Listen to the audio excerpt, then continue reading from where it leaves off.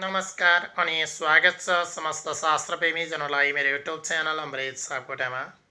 आजको यस श्रृङ्खलामा म हजुरहरू समक्ष श्रीमद्भागवत महापुराणको दशम स्कन्धको अध्याय 86 देखि 90 सम्मको सारांश प्रस्तुत गर्न गइरहेको छु। श्री सुखदेव स्वामीले राजा परीक्षितलाई श्रीमद्भागवत महापुराण सुनाउँदै जाने क्रममा सुखदेव स्वामी भन्नुहुन्छ, राजन, हजुरलाई मैले धेरै श्रीमद्भागवत महापुराणका रसामृत रूपान गराउँदै आएको छु।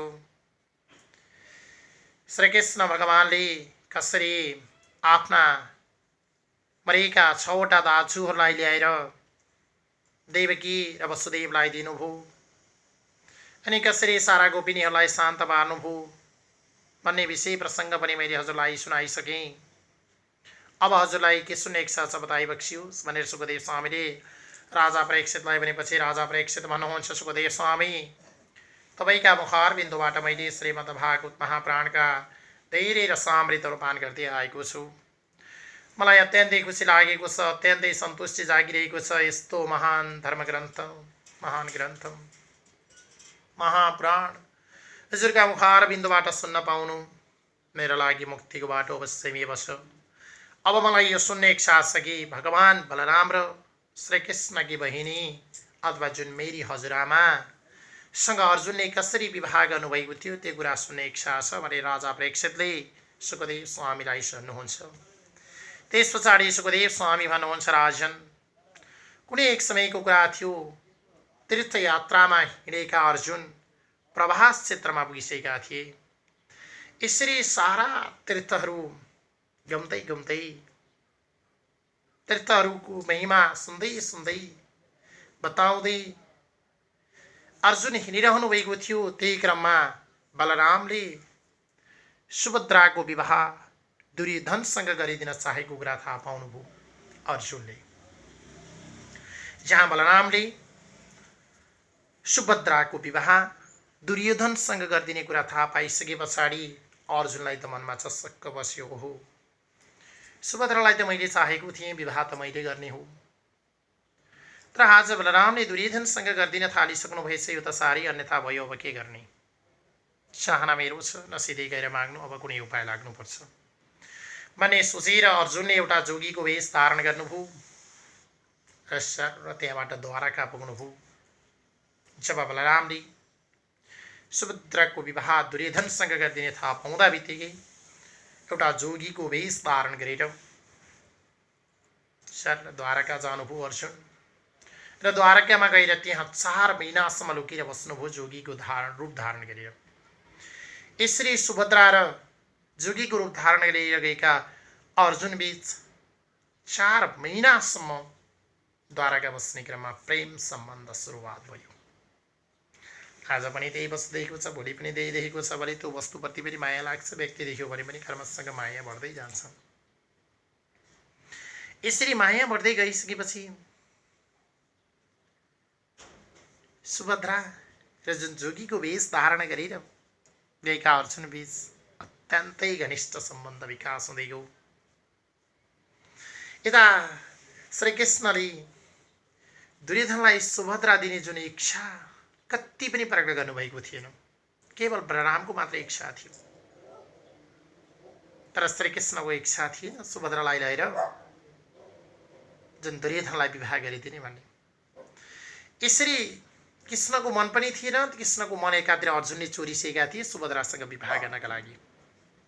यसरी कृष्णबाट अनुमति पाएका अर्जुनले एक दिन जुन देव यात्रामा निस्केकी सुभद्रालाई अनुमति पनि पाइसक्नु भएको थियो उहाँले श्रीकृष्ण भगवानबाट, म मन पराउँछु भन्ने कुरा श्रीकृष्ण भगवानलाई भनिसक्नु भएको थियो। यता श्रीकृष्ण भगवानको दुर्योधनसँग विवाह गरिदिने चाहनै थिएन सुभद्राको, तर मात्र बलरामको चाहना थियो। त्यही क्रममा कुनै एक दिन सुभद्रा दैव यात्रामा निक्लेकी थिइन्। श्रीकृष्णको आज्ञा लिएर सुभद्रालाई अर्जुनले त्यहाँबाट हरण गरिदिनु भयो। यसरी अर्जुनले हरण गरेर सुभद्रालाई रथमा राखेर लिएर हिँड्नुभयो। यता बलरामलाई त साह्रै रिस उठ्यो र जोस देखाउन खोज्दा म मारिदिन्छु अर्जुनलाई, सुभद्रालाई लिएर हिँड्ने यत्रो आँट अर्जुन भनेर जानुभएको थियो। त्यही क्रममा कृष्ण भगवान गएर छ्याप्पै बलरामको पाउ समात्नुभयो र शान्त गराउनुभयो। यस्तो गर्ने होइन। अर्जुनलाई मार्नु उचित छैन। ठिक छ, सुभद्रालाई हरण गरेर लान्छन् त विवाह गर्न देऊ न त, के छ र। दाजु बलराम मार्नु हुँदैन भनेर बलरामलाई शान्त गर्नुभयो र सुभद्राको विवाह अर्जुनसँग भएको थियो भनेर राजा परीक्षितलाई सुखदेव स्वामीले बताउनुभयो। यसरी सुखदेव स्वामी भन्नुहुन्छ, भगवान यो संसारको सृष्टिकर्ता, पालनकर्ता, संहारकर्ता उहाँ नै हो, श्रीकृष्ण भगवान नै हो। सृष्टिको सुरुवातभन्दा पहिला केवल भगवान मात्रै हुनुहुन्थ्यो।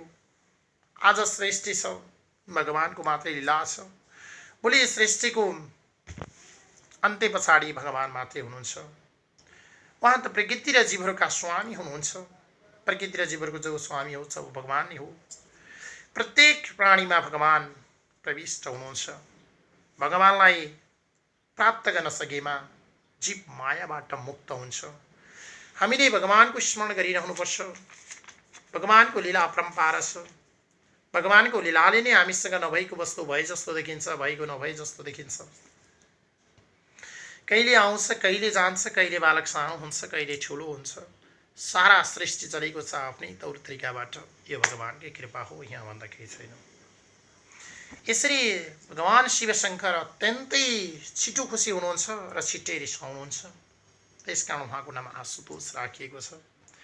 यसरी भगवान शिवशङ्कर अत्यन्तै छिटो रिसाउने र अत्यन्तै छिटो खुसी हुने भएको हुनाले उहाँलाई खुसी पार्नका लागि वृकासुर भन्ने दैत्यले आराधना गर्यो भगवान शिवको। यसरी भगवान शिवको आराधना गरिसकेपछि वृकासुरको जुन आराधना थियो, तपस्या थियो, त्योदेखि शिवशङ्कर भगवान प्रसन्न हुनुभयो र प्रसन्न भइसके पछाडि शिवशङ्कर भगवान प्रसन्न भएको मौका छुपेर वृकासुरले भन्यो, प्रभु म हजुरको शरणमा छु। अत्यन्तै तपस्या गरेर शिवशङ्करलाई जुन प्रसन्न बनाएको थियो वृकासुरले, उदेखि भगवान अब आशुतोष छिटै रिसाउने, छिटै खुसी हुने, साह्रै खुसी हुनुभयो। शिवशङ्कर भगवान ल वरदान माग, के माग्छौ, म जे मागे पनि दिन्छु भन्नुभयो। वृकासुरले वाचा गरायो, भगवान म त हजुरकै परमभक्त हो, मैले मागेपछि हजुरले दिनुपर्छ। शिवशङ्कर भगवान त साह्रै खुसी भइसक्नु भएको थियो, अन्यथा छैन माग। त्यस पछाडि वृकासुरले भन्यो कि मैले जसको शिरमा यो मरोस् भनेर हात राख्छु, यसरी मरोस् भनेर शिरमा हात राख्दा बित्तिकै व्यक्ति पेट्टै मरोस्, त्यो वरदान मलाई दिनुहोस् भनेर वृकासुरले वरदान माग्यो। शिवले भनिदिनुभयो, तथास्तु। साह्रै प्रसन्न भएका शिवशङ्करले भन्नुभयो। त्यस वृकासुरले वरदान त पाइयो। अनि वृकासुरले भन्न थाल्यो, धन्य शिवशङ्कर भगवान, तपाईँको वरदान त मैले पाएँ, तर त्यो तपाईँको वरदान लाग्छ कि लाग्दैन मैले परीक्षण त गर्नु पर्यो नि। त्यसकारण म पहिलोचोटि हात तपाईँकै शिरमा राख्छु शिवजी, ल तपाईँ शिर थाप्नुहोस् भन्छ वृकासुर। ए दुष्ट वृकासुर, झाइ लाग्यो शिवप्रति। हेर्नुहोस् त, औँलो दिँदा ढिँडोलो निन्ने भन्छन् नि। जसले वरदान दियो भलाइको त जमानै छैन, न आज छ न हिजो थियो। भलाइ हाल्यो भने उल्टो परिहाल्यो। हेर्नुहोस्, अब उसले त भन्न थाल्यो वृकासुरले, शिवशङ्कर भगवान तपाईँले वरदान त दिनुभयो, तपाईँकै शिरमा हात राख्छु म, ठिक छ कि छैन वरदान त परीक्षण गर्छु म, नत्र छड्दिनँ। शिवको टाउकोमा हात राख्नका लागि वृकासुर उठिहाल्यो। शिवशङ्कर त्यहाँबाट उठ्नुभयो र त कुन्नुभयो, औ होइन होइन मलाई होइन। त्यहाँबाट शिवशङ्कर भगवान दौडिन थाल्नुभयो। वृकासुर पछि पछि पछि पछि जहाँ गए पनि शिवलाई छोडेन वृकासुरले। सारा देवताको शरणमा पुग्नुभयो। कुनै पनि देवताले शिवलाई जोगाउन सक्ने सामर्थ्य कुनैमा पनि रहेन। त्यस पछाडि त कुर्दा शिवशङ्कर भगवान वैकुण्ठ पुग्नुभयो। वैकुण्ठ पुगिसके पछाडि वैकुण्ठमा अब शिवशङ्कर भगवान किन आउनुभयो, सारा वृत्तान्त त विष्णु भगवानलाई थाहा भइहाल्यो। त्यस पछाडि एउटा सामान्य ब्राह्मणको रूप लिएर वृकासुरको अगाडि स्वयं विष्णु भगवान आएर उभिनुभयो र भन्नुभयो, ओहो वृकासुर, कहाँ कसलाई लखेटेको, यो शिवलाई किन लखेटेको भन्नुहुन्छ। सामान्य एउटा ब्राह्मणको रूप लिएर। त्यसपछि वृकासुरले भन्छ, ओहो ब्राह्मण, शिवले मलाई यस्तो यस्तो आशीर्वाद दिनुभएको थियो, वरदान दिनुभएको थियो, त्यही परीक्षण गर्नका लागि खोजेको। उही शिव टाउकोमा हात राख्छु भन्दा भन्दै शिव त दौडे यिनी शिवमाथि परीक्षण नगरी छोड्दिनँ भनेर म खोज्दै खोज्दै यहाँ आएको। यहाँ कता लुकेँ, तिनीका टाउको हात राख्नु छ।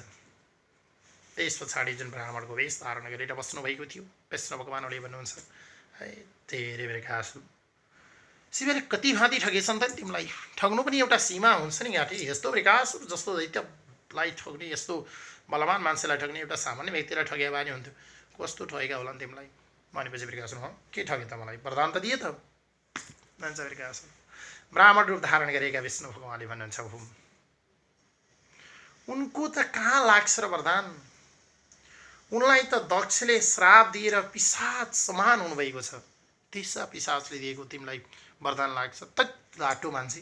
यस्तो पराक्रमी, यस्तो बलवान भएर पनि त्यस्ता पिशाच शिवले दिएको वरदान सुनेर तिमी उनका पछि लाग्ने र उसैलाई परीक्षण गर्न खोज्ने त लाटो। आफ्नै हातमा एकचोटि टाउको हात राखेर हेर त के हो त। त्यस्ता पिशाचले दिएको लाग्छ, आफै विचार गर न एकचोटि, थाहा भइहाल्छ नि के हुन्छ भन्ने। ल राख त। फ्याट्ट जुन ब्राह्मणको रूप लिनुभएका विष्णु भगवानले भनिदिनु भएको थियो। त्यही क्रममा त स्वाट्ट विकासले हो त नि घाँटी, त्यस्ता दियो त के लाउँथ्यो खोइ, ए म त लाटो विचार हजुर भने ठ्याक्क टाउको हात राखेको थियो। फङलङ्गै विकास त मरिहाल्यो, टाउको फुटिहाल्यो, दैत्यको शिर फुट्यो, गइहाल्यो। त्यस पछाडि विष्णु भगवानले त उसलाई मार्नु थियो, मारिदिनु भयो। ल हेर्नुहोस् भगवानको लीला। चेतनै हराइ मेरा टाउको हात राखेर मैलाई फुट्छ भन्ने छैन छैन। विकास फङलङ्गै मऱ्यो। त्यस पछाडि गएर विष्णु आफ्नो रूपले दे शिवलाई सम्झाउँदै भन्नुभयो, शिवजी अत्यन्तै प्रसन्न भएर अर्कालाई वरदान दिनु पनि वैध छैन, खुसी हुनुको पनि सीमा हुन्छ, यति धेरै खुसी नहुनु भन्दै सम्झाउनु भयो। हेर्नुहोस्, हामी अत्यन्तै छिटो खुसी भएर अर्कालाई सारा मनहरू दियौँ भने त्यही व्यक्ति शत्रु भएर लाग्छ। त्यही क्रम भलाइ पनि गर्नु, उचित स्थान राखेर भलाइ गर्नु, जाताबित्ती गर्नु पनि हुँदैन। भलाइको जमाना पनि छैन। ठिक हुन्छ या हुँदैन गर्नु उपाय त हो या होइन भन्ने विचार गरेर मात्रै भलाइ गर्नु, त्यसै गर्नु उपाय त छैन भन्दै शिवलाई सम्झाउनु। आदि विष्णुले हुन पनि हो, हामीले पनि विचार गर्नुपर्छ। कहिले अर्कालाई भलाइ गर्दा जात्राबित्ती गर्नु पनि हुँदैन, ठिकै तरिकाले गर्नु। गर्ने भन्दैमा बढी नै भयो भने बर्बाद हुन्छ। है जाताबित्ती बढी नै भयो भने बिग्रन्छ जान्छ। मह पनि बढी खायो भने मतपत आउँछ। सप्रिय धना सर्लक्क विकासी हालो भने पनि भुसिएर जान्छ। मान्छेलाई बढी धन भयो भने पनि मात्ता सुरु भएर जान्छ। बाल बढी भयो भने झल्किएर जान्छ। मैस बढी भयो भने बिग्रिँदै जान्छ। त्यस्तै जस्तो केही पनि कुरा बढी हुनु हुँदैन, ठिक्क ठिक्क गर्नुपर्छ। सहयोग पनि ठिक्क ठिक्क है त। यसरी कुनै एकपटकको कुरा थियो, सरस्वती नदीको तीरमा ऋषिहरू मिलेर यज्ञ गर्न लाग्नुभयो। सारा ऋषेश्वर वर्गहरू मिलेर यज्ञ गर्न थाल्नुभएको थियो। त्यही क्रममा ऋषेश्वरहरूलाई एउटा चेतना भयो कि ओहो यज्ञ त गर्न थालियो। ब्रह्मा विष्णु महेश्वर भन्ने श्रेणी सृष्टिकर्ता, पालनकर्ता, संहारकर्ता भन्ने श्रेणी छ। उहाँहरूमध्येमा त को त ठुलो, यो त परीक्षा गर्नु पर्यो नि। ठुलो त छुटाउनु पर्यो भन्ने ऋषिहरूको कुरा भयो। कहिले ब्रह्मा ठुलो, कहिले विष्णु ठुलो, कहिले महेश्वर शिव ठुलो, मत त एउटै आउँदै आएन। त्यस पछाडि को ठुलो इच्छा रहेछ भनेर पत्ता लगाउनका लागि भृगु ऋषिको संयोजकत्वमा समिति बनाइयो। र हेर्नुहोस्, समिति हिजो पनि भेटिँदो रहेछ। आज पनि कहीँ हत्या, हिंसा, बलात्कार जस्ता गतिविधिहरू भयो भने अथवा राष्ट्रिय रूपका कुनै घटनाहरू घटे भने त्यसको छानबिन गर्नका लागि छानबिन समिति भनेर कोही त प्रधानमन्त्रीको संयोजकत्वमा, कोही अब गृहमन्त्री अथवा कोही गृह मन्त्रालयका सचिवहरू, यस्ताको संयोजकत्वमा त आज पनि समिति बन्छ। ऋषिश्वरले भृगु ऋषिको संयोजकत्वमा एउटा समिति बनाउनु भयो। त्यस पछाडि ल त अब कुन विधिले गर्ने त भने भृगु ऋषिलाई एउटा चेतना भएर उहाँले विचार गर्नुभयो कि अब म कुन ठुलो रहेछ, ब्रह्मा ठुलो कि विष्णु ठुलो कि शिव ठुलो, म त भेटाउँछु भनेर सर्व भृगु ऋषि त्यहाँबाट ईश्वर ब्रह्माजीको सभामा जानुभयो। परीक्षणका लागि जानुभएको थियो भृगु ऋषि। ब्रह्माजीको सभामा गएर ब्रह्माजीलाई कुनै पनि प्रणाम गर्नु भएन। त्यत्तिकै भृगु ऋषि थुबुक्क बस्दिनु भयो। त्यस पछाडि यता ब्रह्मालाई त चेतना भयो, ओहो छोरो समेत आएको, मेरै छोरो हो भृगु ऋषि, यसले मलाई समेत प्रणाम गर्दैन, यस्तो दुष्ट छोरोको लङ्घार जन्माएछु भनेर ऋषिले चोर हुनुभयो ब्रह्माजी। भृगु ऋषि परीक्षणको लागि मात्रै जानुभएको थियो। न हेर्नुहोस्, जुन सम्मान टक्राउने मान्छेले सम्मान टक्राएन, दिनपर्ने सम्मान दिएन भने त हामीलाई पनि रिस उठ्छ। फलानु कति छैखाँदो भएको गाँठे, सम्मान पनि टक्राउन छोडेछ, यसो देखेर पनि बल्दैन है। बल्तिर खस्याङ खस्याङ यहाँ नि कुरा हुन्छन् नि। त्यस्तै जस्तो भयो, ब्रह्माले भन्न थाल्नु, मेरो छोरो भृगु आउँदा मलाई पनि सम्मान गर्दैन, त दुष्ट प्रणाम नगर्ने भन्नुभयो। ऋषिले चोर हुनुभयो। त्यहाँ भृगु ऋषि केही पनि बोल्नु भएन, आफ्ना पितालाई प्रणाम पनि गर्नु भएन। जरुर त्यहाँबाट सुरुको बाहिर निक्लनु भयो। त्यसपछि सरर कैलाशमा जानुभयो। कैलाशमा गइसकेपछि भृगु ऋषि गएको देखेर शिवले प्रेम प्रभुकोलाई अङ्कमाल गर्न आउनुभयो। अहो भृगु ऋषि, कहाँबाट कसरी मेरो कैलाशमा पार्नुभयो भन्दै भृगुलाई अङ्कमाल गर्न थाल्नुभएको थियो। भृगुले भन्नुभयो, ओहो तपाईँ त साह्रै उन्मत्त हुनुहुन्छ, यस्तो उन्मत्तलाई मैले अङ्कमाल गर्दिनँ, मलाई मन पर्दैन, यति जाताबित्ती पनि गर्ने शिव भएर पनि उन्मत्त हुँदै आएर म भृगु ऋषिलाई अङ्कमाल गर्ने गाँठे, यो ठिक भएन नि शिवजी। मात्र के भन्नुभएको थियो भृगु ऋषिले, शिवजी ऋषिले चोर हुनुभयो। किनभने उहाँको त नामै आशुतोष, अत्यन्तै छिटो रिसाउने, अत्यन्तै छिटो खुसी हुने, साह्रै रिसाउनु भयो। त्यस पछाडि रिसाएका शिवले भृगु ऋषिप्रति रिसाएर उहाँले च्याप्प गएर शूल समात्नु भएको थियो।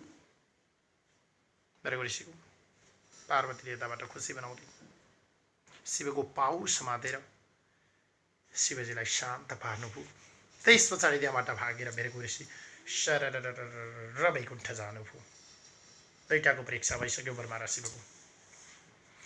वैकुण्ठमा गइसकेपछि वैकुण्ठमा भगवान विष्णु, लक्ष्मी र नारायण, जुन भगवान नारायण हुनुहुन्थ्यो, विष्णु लक्ष्मीसँग विस्तारमा सुत्नु भएको थियो। यसरी मस्त लक्ष्मीसँग सुतिरहेका भगवानको कोठामा सरासर भृगु ऋषि प्रवेश गर्नुभयो र सुतिरहेको छातीमा गएर लात्तले ब्ल्याङ हिर्काइदिनु भयो भगवानलाई। ओहो भृगु ऋषि लात्तले हान्नुभयो। लक्ष्मीले देखिरहनु भएको छ, लक्ष्मीसँगै सुत्नु भएको छ भगवान। त्यस पछाडि भगवान विष्णु त्यहाँबाट उठ्नुभयो र नमस्कार गर्न थाल्नुभयो। भृगुलाई नमस्कार प्रणाम गर्दै भन्न थाल्नुभयो, ओहो भृगु ऋषि, तपाईँ आएको त मैले थाहा नै पाइनँ, गल्ती भयो, मैले हजुरको अपमान गरेँ, यसमा मलाई क्षमा दिनुहोस्। तपाईँका पाउ त साह्रै कोमल रहेछन्, मलाई हान्दा पनि कति आनन्द आयो, तर मबाट गल्ती भयो। तपाईँका प्रत्येक पाउमा लक्ष्मीले वास गर्नेछिन् भनेर उल्टो प्रदान पो दिनुभयो भृगु ऋषिले। त्यस पछाडि भृगु ऋषि त्यहाँ पनि केही बोल्नु भएन, सर फर्केर आउनुभयो। आएर सारा सभामा सबै ऋषिश्वरलाई ब्रह्मा थिम गएको कहानी, शिव थिम गएको कहानी, विष्णु थिम गएको कहानी बताउनुभयो। र सबै ऋषिहरूमा यो सन्देह हरायो कि भगवान विष्णु सिवाय ठुलो कोही पनि रहन्छ। अब भगवान विष्णुकै सेवा गरेपछि परमपद प्राप्त गरिनेछ भनेर भगवान विष्णुकै नाम कीर्तन हुन थाल्यो। जय बोलो भगवान विष्णुको। हेर्नुहोस् भगवान विष्णु उता ब्रह्माजी प्रणाम गरेन भनेर रिसाउनु भयो, शिव मलाई अङ्कमाल गर्न मानेन भनेर रिसाउनु भयो, तर विष्णुले गएर छातीमा पाउले हिर्काउँदा पनि मेरो गल्ती भयो भनेर शरणमा पर्नुभयो। यस्तै हो हेर्नुहोस्, सज्जन वृन्धहरू फलेको हाँगो छैले पनि नोक्छ। विष्णुमा कुनै पनि घमण्ड थिएन, किनभने सारा संसारको प्रपञ्च उहाँको हातमा थियो। के का लागि घमण्ड?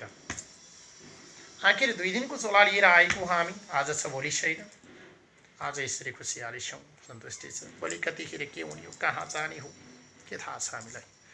त्यसकारण यो 2 दिन बस्ने चोलामा रिस राग कसैप्रति पनि नगर्नु, कसैलाई नहोचाउनु, कसैको लुटेर खाने प्रयास नगर्नु, कसैलाई दमन नगर्नु, कसैका आँखाबाट आँसु जुझाउने प्रयास कदापि नगर्नु, बेकार छ। फलेको हाँगो नोक्छ भने जस्तै तपाईँको अनुशासन, तपाईँको आचरण, तपाईँको बानी व्यवहारले नै तपाईँलाई सबैले पूजा गरेछन्। जसरी ब्रह्मा विष्णु र महेश्वरको परीक्षाका लागि भृगु ऋषिले गरिसकेपछि विष्णु नै सर्वोत्कृष्ट चाहियो, त्यस्तै तपाईँको आचरणबाट अरूले मूल्याङ्कन गर्नेछ। मै ठुलो, मै हो राम्रो भनेर आफ्नो घमण्ड कहिल्यै पनि नदेखाउनु, आचरण देखाउनु। तपाईँको आचरण नै सर्वोत्कृष्ट हो। आचरणभन्दा माथि रहेर कसैले पनि मूल्याङ्कन गर्न सक्दैन। तपाईँको भित्र के छ कसले देख्छ? एउटा डाक्टरले तपाईँको एक्सरे भिडियो स्क्यान गर्दा पनि त एमआरआई गर्दा पनि भेटाउन सक्दैन भने एउटा सामान्य दुईटा आँखा भएको व्यक्तिले देखेर तपाईलाई छुट्याउँदैन त्यो व्यक्ति राम्रो हो कि नराम्रो हो कि, पढेको हो कि अनपढ हो कि, धनी हो कि गरिब हो कि, सानो हो कि ठुलो हो कि, के थाहा तपाईलाई? कसैले छुट्याउँदैन। मात्र तपाईको आचरण हेरेपछि, तपाईको आचरणसँग केही समय व्यक्ति रह्यो भने, गोलमिल भयो भने तपाईको व्यवहार देखेर सारा तपाईको विस्तारको मूल्याङ्कन गरिदिनेछ दोस्रो व्यक्तिले। त्यसकारण हामी कहिले पनि झुक्न सिक्नुपर्छ, अरूको लागि सम्मान टक्राउनुपर्छ, अरूबाट होइन आफूले पहिला सम्मान दियो भने मात्रै सम्मान प्राप्त गर्न सकिन्छ। जय बोलो श्रीमद् भागवत महापुराणको ओम नमो भगवते वासुदेवाय नमः। श्रीकृष्णार्पणमस्तु।